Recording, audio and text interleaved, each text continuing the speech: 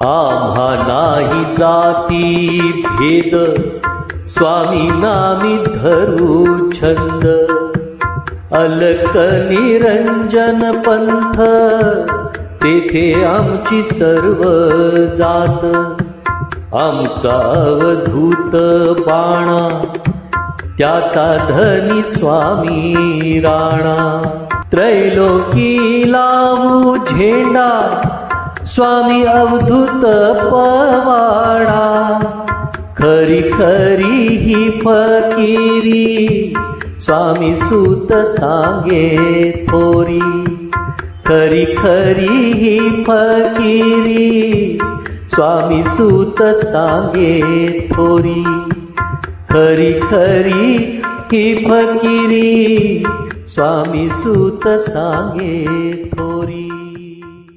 श्री स्वामी समर्थ। श्री स्वामी समर्थ। श्री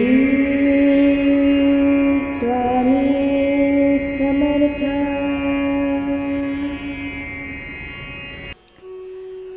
सावत्राईच्या जाचाला कंटाळून एक दिवशी त्याने वडिलांकडे फिर्याद केली, मी आता काय करू, मला सहन होत नाही आहे। त्यावेळेला त्याच्या वडिलांनी त्याला सांगितलं, आता जेमतेम तुझं 10 वर्षाचं वय आहे, तुझ्यापुढे तुझं पूर्ण आयुष्य पडलेलं आहे। एक गोष्ट माहिती आहे का, या तुझ्या सावत्र आईला तिची स्वतःची 2 मुलं आहेत, त्यामुळे ती तुझ्याकडे कशी वागते याची मला पूर्ण कल्पना आहे आणि त्याच्यात माझीसुद्धा फार कुचंबणा होते।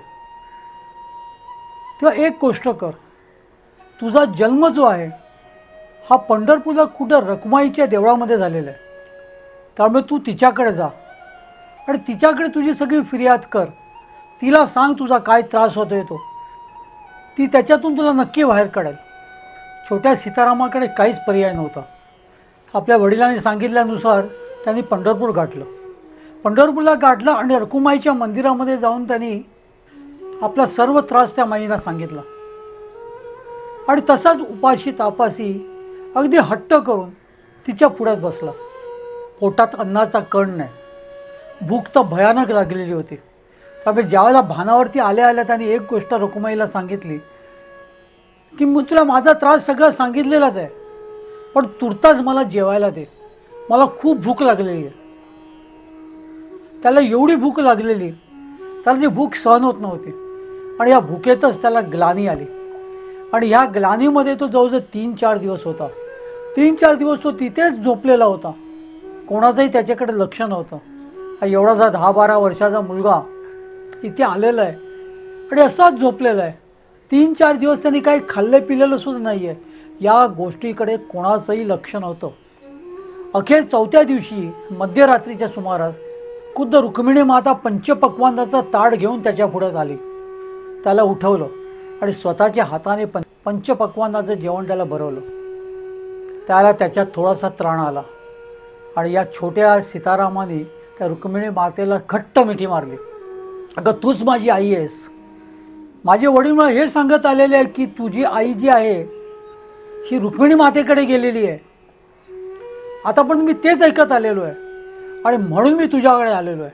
तर आता मी तुला सोडणार नाही, आता मी तुझ्या पायच सोडणार नाही, कारण मला माझी आई पाहिजे। भक्त मंडळी, त्यावेळेला रुक्मिणी मातेने त्यांची समजूत काढली आणि त्याला सांगितलं की तुला तुझी आई पाहिजे ना, तर मग तू अक्कलकोटला जा, अक्कलकोटला जा, तिथे तुला तुझी आई भेटेल। श्री स्वामीराज माऊली। नमस्कार भक्त मंडळी, श्री स्वामीराज माऊली आहे आपल्या लाडक्या यूट्यूब चॅनलवरती मी मिलिंद पेळगावकर तुमचं नेहमीप्रमाणे इथे खूप खूप स्वागत करतो आहे। भक्त मंडळी, मजल दर मजल करत हा छोटासा लहानगा सीताराम पायीच काही दिवसांचा प्रवास करत अक्कलकोटी पोचला। अक्कलकोटात माझी आई आहे असं मला रुक्मिणी मातेने सांगितलेलं आहे, त्यामुळे इथे मला माझी आई भेटणार। खरं तर त्यांनी त्याच्या आईला बघितलेलं सुद्धा नसतं, त्याला जन्म देताच त्याची आई मरण पावलेली असते आणि हे सगळं रुक्मिणी मातेच्या देवळामध्ये घडलेलं असतं। त्यामुळे रुक्मिणी मातेने जे काही सांगितलेलं आहे त्यानुसार मला माझी आई ह्या अक्कलकोट गावातच भेटणार आहे, याची त्याला पूर्ण खात्री असते, कारण रुक्मिणी मातेवरती त्याचा पूर्ण श्रद्धा असते. पण इथे आल्यावरती विचारायचं काय आणि कोणाला विचारायचं? हा एवढ्याच्या लहानशा मुलाकडे कोण लक्ष देणार? कोण त्याच्या प्रश्नाला उत्तर देणार? तो अक्कलकोटमध्ये आला खरा, एवढ्या तासांचा कडक उन्हामध्ये प्रवास करत तो अक्कलकोटात पोचला होता. तो अक्कलकोटात पोचला त्याला अक्कलकोटमध्ये सुद्धा अगदी कडक ऊन होतं. या लहानल्या मुलाला किती सहन होणार हो? आणि आता सुद्धा पोटात अन्न नव्हतं. उपाशी तापाशी, अंगात काही कपडे नाही, फक्त लंगोटी तेवढी काही ती शाबूत राहिली होती. त्याला तिथे एक भलं मोठं झाड दिसलं. त्या झाडाखाली थोडीशी सावली होती. त्या सावलीत जाऊन तो बिचारा बसला. आणि बसला इथे सुद्धा तीच अवस्था, अगदी कडक भूक लागलेली. पण करणार काय? कोण खायला देणार? या विचारामध्ये त्याला इथे सुद्धा ग्लानी आली. आणि या झाडाखाली तो बिचारा एकटाचा लहानगा मुलगा झोपी गेला. इथे स्वामी महाराज वटवृक्षाच्या खाली होते. त्या दिवशी खूप गर्दी होती. एवढी प्रचंड गर्दी होती काय विचारता कामा नाही. महाराजांचे सेवेकरी आपापल्या कामात मग्न होते. महाराजांकडे आळीपाळीने सगळे बाहेरगावून आलेले भक्तमंडळी येत होते. त्यांना त्यांची व्यथा सांगत होते आणि त्यांच्या त्यांच्या योग्यतेनुसार महाराज त्यांच्यावर कृपा करत होते. एवढ्यात अचानक महाराज येऊन स्तब्ध झाले, डोळे मिटले. थोड्या वेळ डोळे जे काय उघडले ते एका सेवेकराला त्यांनी सांगितलं, अरे एक काम कर, अक्कलकोटमध्ये माझा वेडा सीत्या आलाय बरं का, त्याला घेऊन या. महाराजांना जास्ती विचारायचा माना नव्हता. अक्कलकोटमध्ये माझा छोटा लहानगा वेडा सीत्या आलेला आहे एवढं त्यांच्या कानावरती पडलं. आणि तेथील काही सेवेकरी या वेड्या सीत्याला शोधायला गेले. आणि ही सगळी मंडळी पूर्ण अक्कलकोटभर शोधत असताना एका झाडाखाली एक लहानसा गोरापान फक्त लोंगडीवरती हा जो मुलगा त्यांना दिसला. तो गाढ झोपलेला. कसं बसत त्याला उठवलं आणि विचारलं, बाळा तुझं नाव काय? त्यांनी जेव्हा सीताराम सांगितलं तेव्हा त्यांची खात्री पटली का महाराज यांच्याचबद्दल काहीतरी बोलत असते. त्या सीतारामाला घेऊन ते स्वामी महाराजांच्या पाशी आले. स्वामी महाराजांच्या समोर जसा सीत्या उभा राहिला त्याची ब्रह्मानंद टाळी लागली. तो आनंदाने तिथे नाचू लागला. त्याला रुक्मिणी मातेचे ते शब्द आठवले, जा अक्कलकोटला जा, तिथे तुला तुझी आई सापडेल. महाराजांकडे पाहताच त्याला काय वाटलं माहिती नाही, पण जणू काय महाराजांच्याकडे पाहून त्याला आई स्वतःची दिसली असावी. आईला तर त्यांनी कधी बघितलेलंच नसतं, पण स्वामी महाराजांना पाहून त्याला तिथे वात्सल्य मूर्ती दिसली एवढं मात्र नक्की. छोट्या सीत्याला स्वामी महाराजांनी जवळ घेतलं, अंजारलं, गोंजारलं, कवताळलं. तिथे जे काय मिष्टान्न पडलेलं ते स्वतःच्या हाताने त्याला भरवलं, जणू त्याला जेवूच घातलं. त्याचं पोट भरेपर्यंत त्याला खाऊ घातलं आणि पुन्हा त्याला आपल्यासमोर उभा केला. आता घाबरू नकोस, मी आहे तुझ्याबरोबर, तू येथेच राहा, कसलीच चिंता करण्याची गरज नाही. एवढं सांगितलं काय, सीतारामाला इतकं छान वाटलं, इतकं बरं वाटलं आणि तो स्वामी सानिध्यात तो 7 वर्ष राहिला.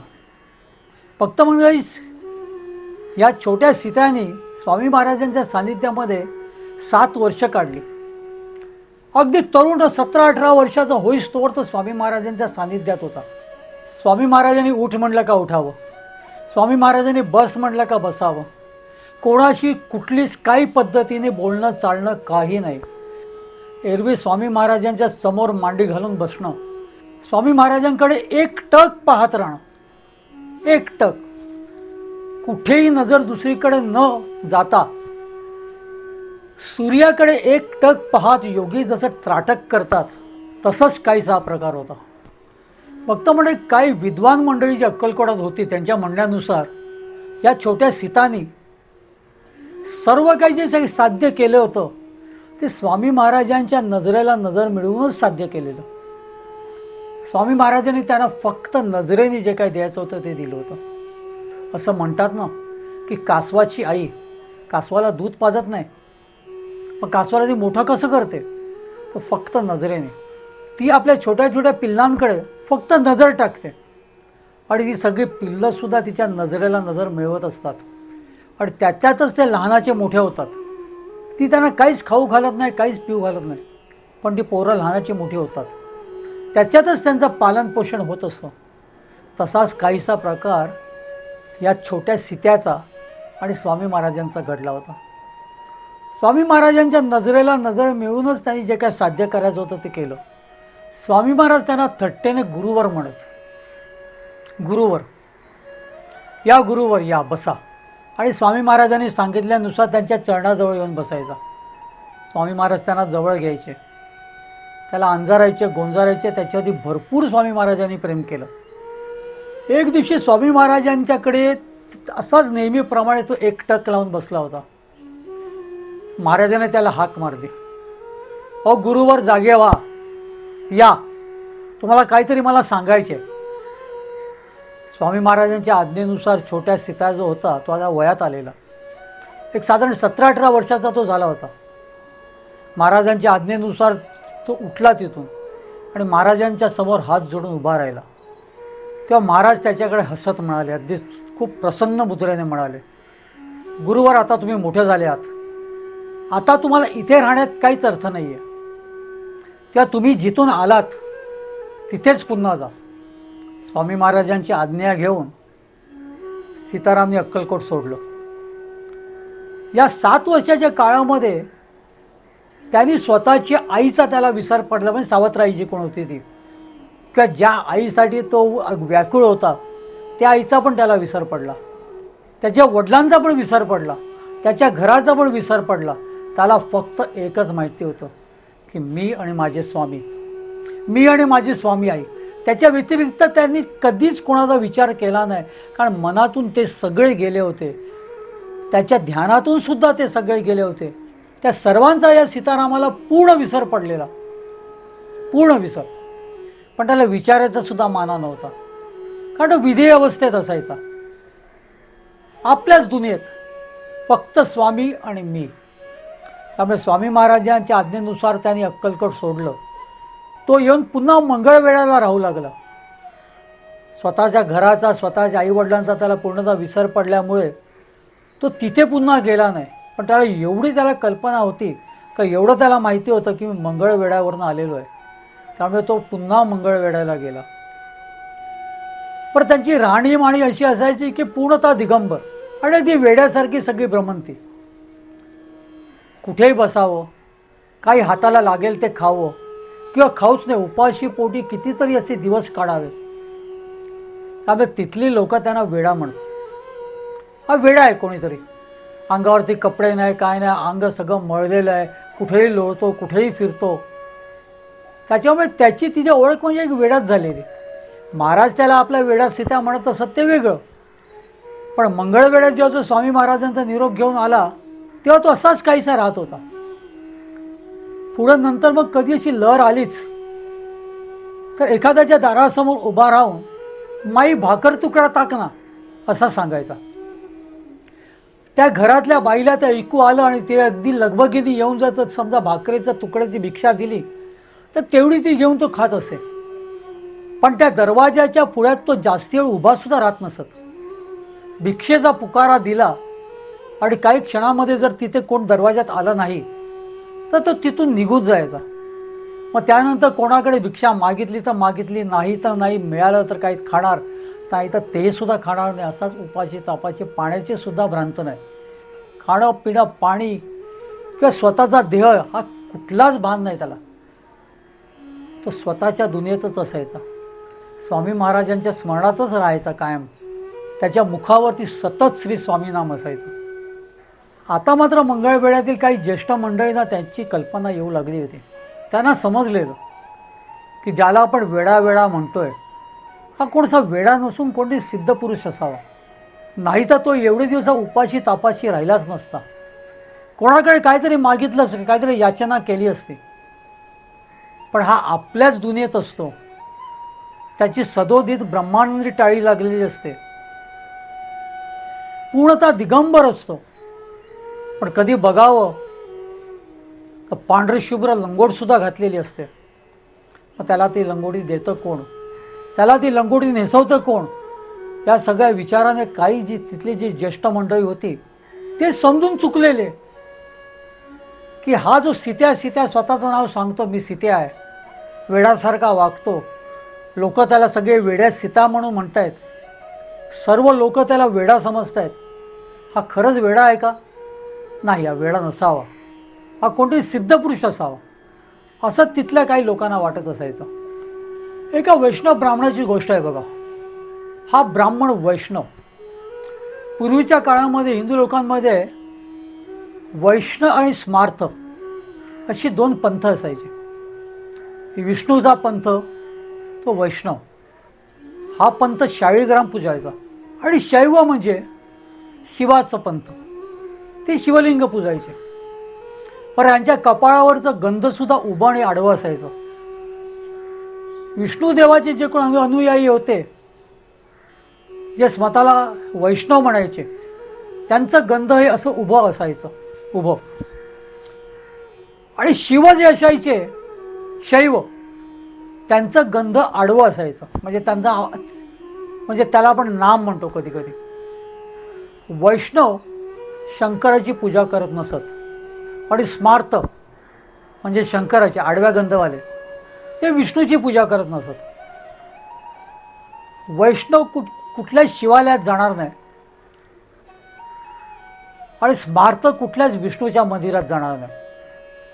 असा काहीसा प्रकार होता आणि असा काहीसा तो काळ होता. त्यात एक वैष्णव ब्राह्मण पोटदुखीने अगदी खूप कंटाळलेला. आपली इतके वयोवृद्ध आई आपली सेवा करते, पण नाईलाज होता, त्याला काहीच कळायचं नाही. इतका तो जीवाला कंटाळला की त्याला शेवटी जीव द्यावासा वाटत होता. आणि अखेरीस कोणीतरी सांगितलं की तू एक काम कर, तू गाणगापूरला जा आणि दत्तप्रभूंची सेवा कर, तिथे गेल्याने तुला गुण येईल, तू बरा होशील. तो ब्राह्मण आणि त्याची म्हातारी आई चालत चालत कसेबसे गाणगापूरला पोचले. पैसा नव्हता जवळ, दरिद्री होते. कसेबसे गाणगापूरला चालत चालतच पोचले, कितीतरी दिवसांचा प्रवास करून. तिथे यथेच्छ दत्तप्रभूंचं दर्शन घेतलं. दत्तप्रभूंकडे सगळं आपलं गाऱ्हाणं घातलं. मी इथे का आलेलो आहे, मी इथे खूप कंटाळलेलो आहे, माझी पोटदुखी खूप वैद्यांना दाखवलं, खूप काय औषधोपचार केले, पण मी बरा होत नाही आहे. आणि अनुष्ठान करत तो तिथे गाणगापुरातच थांबला. ज्या दिवशी त्याचं अनुष्ठान पूर्ण झालं त्यावेळेला दत्तप्रभूंनी त्याला दृष्टांत दिला. आणि दृष्टांत देऊन असं सांगितलं, अरे तू मंगळवेढ्याला जा, तिथे सीताराम महाराज आहेत, त्या सीताराम महाराजांचं दर्शन घे, तुला गुण येईल. हा वैष्णव ब्राह्मण आणि त्याची आई मंगळवेढ्याला आले. मंगळवेढ्याला त्यांनी खूप चौकशी केली. कोणीतरी सांगितलं, बघा बाबा आम्हाला माहिती नाही तुम्ही त्यांच्याचबद्दल विचारता की नाही ते, पण एक इथे वेडाच फिरतो, तो पण कधी कधी लहर आली का स्वतःचं नाव सीत्या सांगतो, वेडा आहे पार. तोच एक सीताराम महाराज तुम्ही काय म्हणत असाल तो असला तर असला, बाकी आमच्या दृष्टीने तो वेडा आहे. ते वैष्णव ब्राह्मण जेव्हा त्यांच्याकडे गेले, सीताराम महाराजांच्या समोर जाऊन उभे राहिले, तेव्हा त्यांना खात्री पटली की दत्तप्रभूंनी सांगितलेले सीताराम महाराज हेच आहेत. कारण सीताराम महाराजांकडे पाहताच सीताराम महाराज पुटपुटले, गाणगापूर जाको इधर आया, आणि हसू लागले. हे शब्द जेव्हा त्या वैष्णव ब्राह्मणांच्या कानावर पडले तेव्हा त्यांची खात्री पटली की आपण बरोबर आलेलो आहोत. दत्तप्रभूंनी सांगितलेले सीताराम महाराज हेच आहेत. ते तिथे पुढे जाऊन सीताराम महाराजांना काय सांगणार, तो सीताराम महाराज तिथून उठले आणि चालते झाले. त्या वैष्णव ब्राह्मण आणि त्यांची वयस्करी म्हातारी आई बिचारी त्यांच्या पाठीपाठी जाऊ लागली. पाहता पाहता ते एका देवळात गेले आणि आतमध्ये जाऊन गाभाऱ्यात बसले. आता मात्र त्या ब्राह्मणाची आणि त्यांची आईची पंचायत झाली. कारण ते शिवालय होतं, हे तर वैष्णव ठरले, मग ते शिवालयात प्रवेश करणार कसे? ते शंकराचं मंदिर, विष्णूचं मंदिर असतं तर आनंदाने आतमध्ये गेले असते, पण ते शिवालयात हे वैष्णव कसे जाणार? ते बाहेरच कितीतरी वेळ थांबले, खूप वेळ बाहेर थांबले. सीताराम महाराज काय तिथून येईना बाहेर.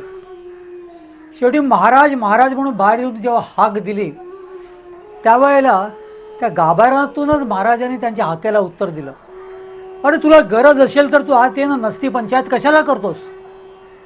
तू आत ये, तुला गरज असेल तर तू आत ये, आणि तुला गरज नसेल तर तुझ्या आईला त्रास देऊ नकोस. आणि दत्त आज्ञा सुद्धा पाळू नकोस. त्यांनी सांगितलं तू बरा व्हावा म्हणून, पण तुला तेवढी गरजच नसेल तर त्या दत्तप्रभूची आज्ञा सुद्धा पाळण्याची काय गरज आहे. महाराजांचे हे शब्द जेव्हा त्या वैष्णव ब्राह्मणांच्या कानावरती पडले आणि त्यांच्या आईने जेव्हा ऐकलं तेव्हा त्यांची आणखीनच खात्री झाली की दत्तप्रभूंनी सांगितलेले सीताराम महाराज हेच आहेत. त्यांना तर गरज होतीच, कारण प्रत्यक्ष दत्तप्रभूंनी सांगितलेलं की तुझ्या पोटदुखीचा आजार तो सीत्या बरा करेल, ते सीताराम महाराजच बरे करतील. त्यामुळे त्यांनी नंतर मग कसलाच विचार न करता ते शिवालयामध्ये आतमध्ये गेले. त्या शिवालयाच्या गर्भगृहात गेले आणि महाराजांना आपली सगळी त्यांनी व्यथा सांगितली. सीताराम महाराजांनी ती सगळी त्यांची व्यथा ऐकली, शांतपणे ऐकून घेतली आणि तिथे कोणाला तरी सांगितलं, अरे जा बाबा कांदा भाकर घेऊन ये. तो मनुष्य काही वेळात ते गरम गरम भाकर आणि त्याच्यावर फोडलेला कांदा एका पत्रावळीमध्ये घेऊन आला. सीताराम महाराजांनी त्या ब्राह्मणाला सांगितलं, आता हा खा. पुन्हा पंचायत. कांदा तर ते खात नव्हते, मग कांदा भाकर खावा कसा. त्यावेळेला त्यांची आईने त्यांना सांगितलं, अरे प्रत्यक्ष दत्तप्रभूने आपल्याला ह्यांच्याकडे पाठवलेलं आहे आणि हे सांगतायत खा, तर मग खा, काही विचार करू नकोस. आयुष्यात पहिल्या वेळेला त्यांनी कांद्याची चव घेतली. हो, कांदा व्यर्थ, कांदा खाऊ नये ही शिकवण लहानपणापासून मिळालेली. त्यांना अचानक कांदा खावा लागला, पण सीताराम महाराजांची आज्ञा म्हटल्या होती, त्यांनी ते कांदा भाकर खाल्ली. कांदा भाकर खाल्ली आहे तसंच सीताराम महाराज त्यांना म्हणाले, अरे वैष्णव काय आणि शैव काय, हा जरी पंथ वेगवेगळा असला देव सगळे एकच आहेत रे. तुम्ही त्यांच्यात भेद केलेला आहे, त्यामुळे सगळ्यांना एकच समज.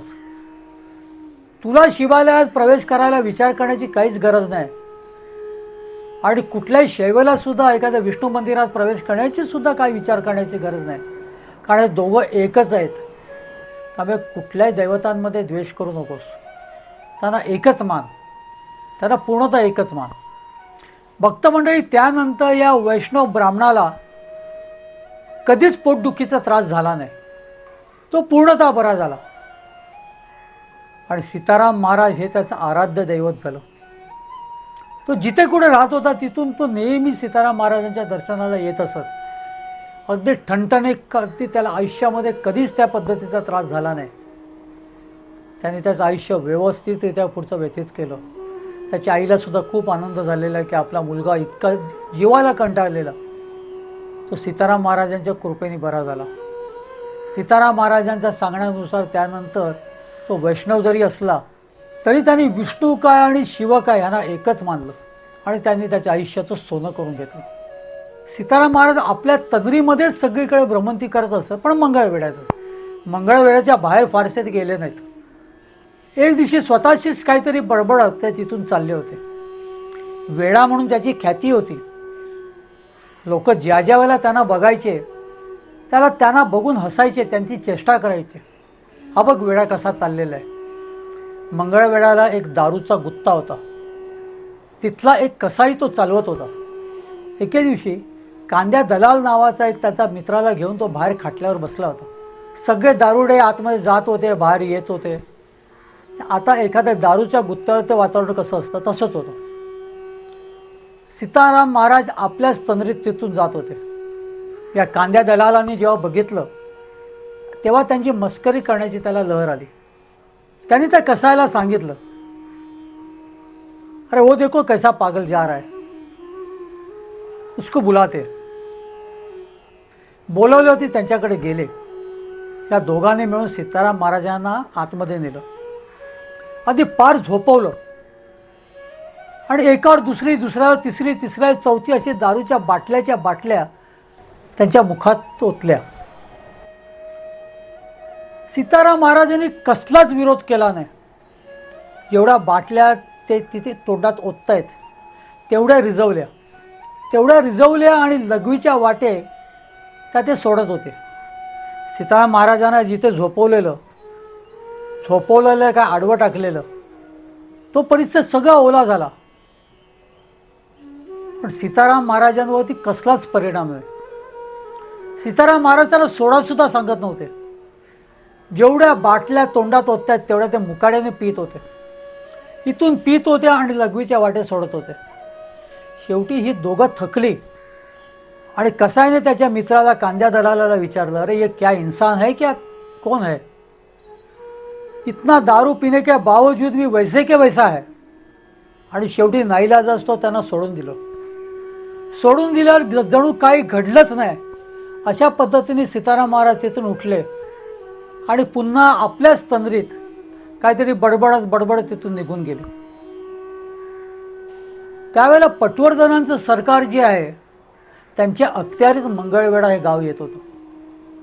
आणि हे पटवर्धन सरकार सीताराम महाराजांना भलतंच भजत होतं. त्यांना कळून चुकलेलं की सीताराम महाराज हे साक्षात देव आहेत. त्यांच्या कानावर जेव्हा ही बाब आली तेव्हा त्यांनी ह्या दोघांवरती अगदी सक्त कारवाई केली. त्यांचा दारूचा गुत्ता बंद केला. त्यांना देशोधडीला लावलं. अगदी भीक मागायची परिस्थिती या दोघांवर आलेली. आणि हे पाहता फारशी लोक तिथली नंतर मग सीताराम महाराजांची चेष्टा मस्करी करत नसत. तर ते घाबरूनच असायचे. आपण काहीतरी बोललो आणि उद्या जर पटवर्धन सरकारांना समजलं तर आपली पण तीच अवस्था होणार जी पटवर्धन सरकारांनी त्या कसायची केली, त्या कांद्या दलालाची केली. त्यामुळे ते सीताराम महाराजांना वेडाच म्हणायचे पण त्यांच्या वाटेला जात नसत. त्या काळामध्ये चौंडे महाराज म्हणून एक कीर्तनकार बुवा होते, खूप विद्वान. ते जिथे जिथे कीर्तनाला उभे राहत तिथे प्रचंड गर्दी होत असे. लोक त्यांच्या कीर्तनात अगदी मग्न होत असत. ते गोंदवलेकर महाराजांचे भक्त, मूळचे साताऱ्याचे असल्यामुळे त्यांचं गोंदवलेकर महाराजांकडे नेहमी जाणं असायचं. पण तसंच त्यांचं पंढरपूरला सुद्धा नेहमी जाणं असायचं. आणि पंढरपूरला त्यांचे नेहमी कीर्तनाचे कार्यक्रम आखले जायचे.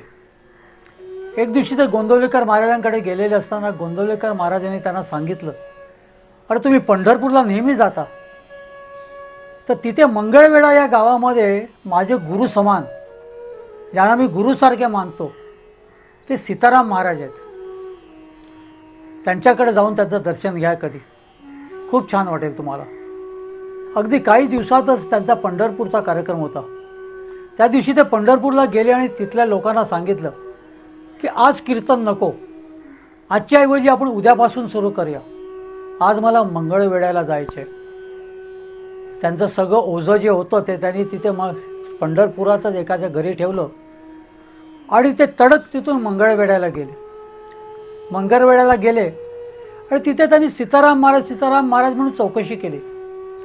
एक कोणतरी त्यांना भेटला, तो म्हणे तुम्ही सीताराम महाराज जो म्हणता तो महाराज बरोबर काही नाही आहे. माझ्या माहितीनुसार एक वेडा आहे ते गावामध्ये, दिगंबर अवस्थेमध्ये कुठे फिरत असतो, अंगावरती कपडा घालत नाही, काय नाही. मी तुम्हाला त्यांच्याकडे घेऊन जातो, तेच असतील तर बघा. चौंडे महाराज त्याच्याबरोबर जातात त्या पोराबरोबर. तो पोरगा त्यांना लांबूनच दाखवतो. तो बघा तो नागडा माणूस तिथे जो आहे ना त्याला आम्ही वेड्या सीत्या म्हणतो. तुम्ही म्हणता बहुतेक तो तोच असावा. चौंडे महाराज तिथे जरा जवळ जाऊन पाहतात आणि काहीसे पस्तावतात. त्यांच्या मनात असं येतं आपण पंढरपूरवरून एवढी यात्रा करून मंगळवेढ्याला आलो खरे, पण हा तर वेडाच दिसतोय, हा काय सत्पुरुष वगैरे नसावा, हा वेडाच आहे. तो सीताराम महाराज त्याच्याकडे जवळ येऊन बोलतात, अरे माझ्याकडे कशाला आलास, मी तर वेडा आहे, तुझा काम धंदा सोडून आलास ना तू, काय गरज होती तुला. त्या गोंदवल्याच्या मनाने सांगितलं म्हणून इथे आलास काय, चल जाय तू, निघून जा, तुझ्या काम धंद्याला लाग. सीताराम महाराजांचे हे शब्द ऐकताच चौंडे महाराजांना आश्चर्य झालं.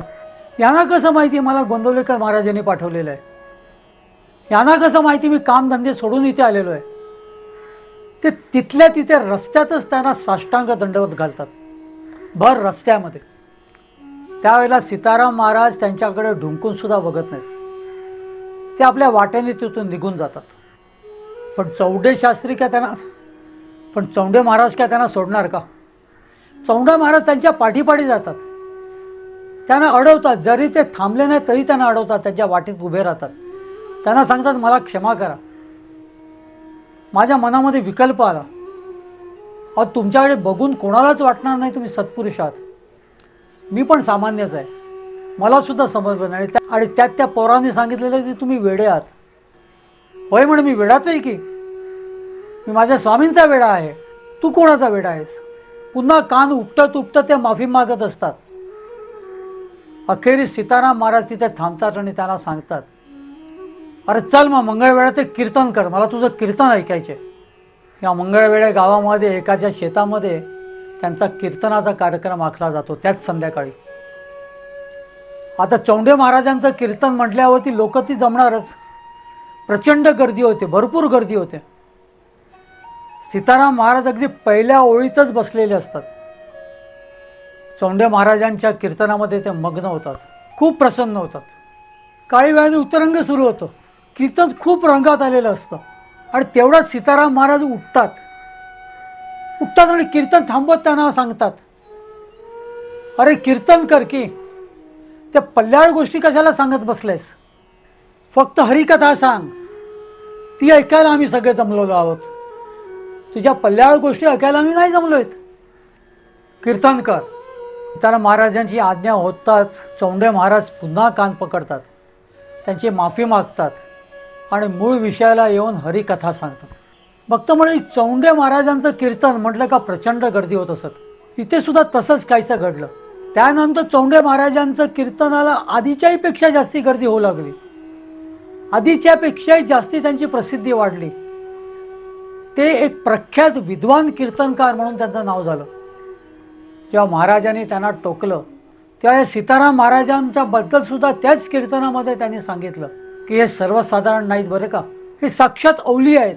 आणि चौंडे महाराजांच्याकडून जेव्हा सीताराम महाराजांची जेव्हा स्तुती झाली, ते प्रत्यक्ष ते संत आहेत, ते ब्रह्मज्ञानी आहेत, अंतज्ञानी आहेत, साक्षात देव आहेत, परमात्म्याचा अंश आहेत. हे सर्व काही जेव्हा चौंडे शास्त्रींनी आपल्या कीर्तनातूनच सांगितलं, ते अखंड मंगळवेळा त्या महाराजांचा भक्त झाला. त्याच्यानंतर वेळा म्हणणारी लोक सुद्धा घरी जाऊन आपल्या तोंडात मारून घेतलं. त्यांनी कान उपडले, उठाबशा काढल्या आणि त्यांच्या आराध्य देवतांची त्यांनी माफी मागितली की आतापर्यंत आमच्याकडून जे काही चूक झाले, आतापर्यंत आमच्याकडून जे काही पाप घडलेलं आहे, सीताराम महाराजांना आम्ही वेळा म्हणत आलेलो आहे, त्यांचा द्वेष करत आलेलो आहे, त्यांना नाही ते बोललेलो आहोत आपण. त्याबद्दल ते त्यांच्या आराध्य दैवताकडे त्यांनी घरी येऊन क्षमा मागितली. आणि त्यानंतर सीताराम महाराजांना कोणीही कुठल्याच पद्धतीचा त्रास दिला नाही. काही अपवाद असतील ते आपण इथे मोजूया नको, पण एरवी जसा काय सीताराम महाराजांना त्रास होत असायचा, जी लोक त्यांची निंदा करायची, जी लोक त्यांना त्रास द्यायची, त्याच्यातली बहुतांश लोक, जास्तीत जास्ती लोक चौंडे शास्त्रींचं कीर्तन ऐकल्यावरती त्यांचे भक्त झाले. सीताराम महाराजांचे निस्सीम भक्त झाले.